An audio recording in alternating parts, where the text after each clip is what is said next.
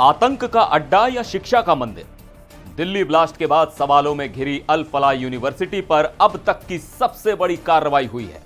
एक नहीं बल्कि दो झटके लगे हैं।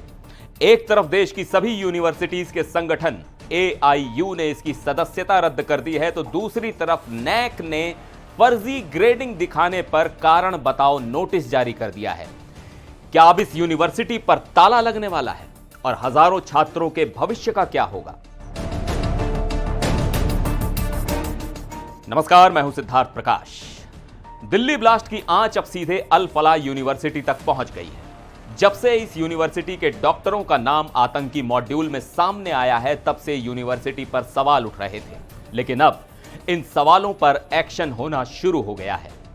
यूनिवर्सिटी को एक ही दिन में दो बड़े झटके लगे हैं।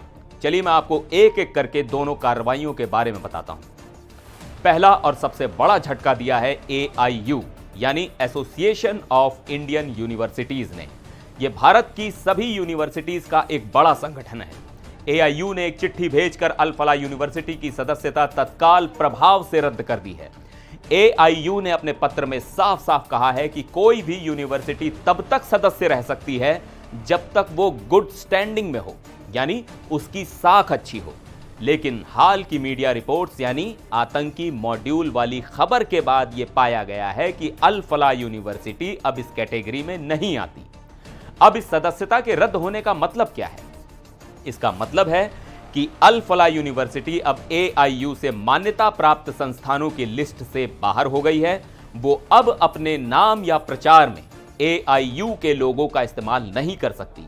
यह किसी भी यूनिवर्सिटी के लिए उसकी प्रतिष्ठा पर बहुत बड़ा धब्बा है। अब बात करते हैं दूसरे बड़े झटके की, जो AIU से भी ज्यादा संगीन हो सकता है। यह झटका दिया है NAAC यानी national assessment and accreditation council ने। यह वही संस्था है जो भारत के कॉलेजों को और यूनिवर्सिटीज को ABC ग्रेड देती है, जिससे उनकी क्वालिटी का पता चलता है। नैक ने यूनिवर्सिटी को एक कारण बताओ नोटिस भेजा है, और क्यों भेजा है? फर्जीवाड़ा करने के लिए।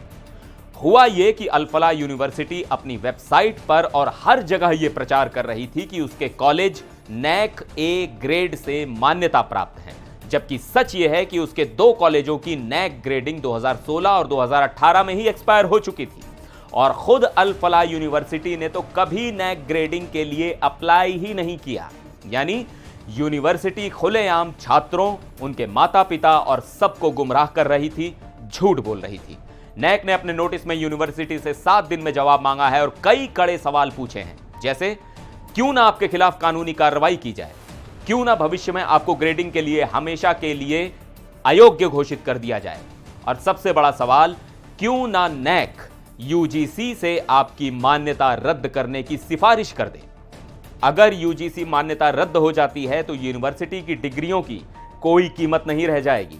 तो एक तरफ आतंकी कनेक्शन के आरोप, doctor Muzammil, doctor Shaheen, doctor Umar जैसे लोगों की गिरफ्तारी, और दूसरी तरफ यूनिवर्सिटी पर फर्जीवाड़े का इतना बड़ा इल्जाम। हालांकि यूनिवर्सिटी मैनेजमेंट ने इन सभी आरोपों को गलत और मानहानि करने वाला बताया है, लेकिन इन दो बड़ी कार्रवाइयों के बाद यूनिवर्सिटी की मुश्किलें बहुत ज्यादा बढ़ गई हैं। सबसे बड़ा सवाल अब उन हजारों छात्रों के भविष्य का है जो यहां पढ़ रहे हैं।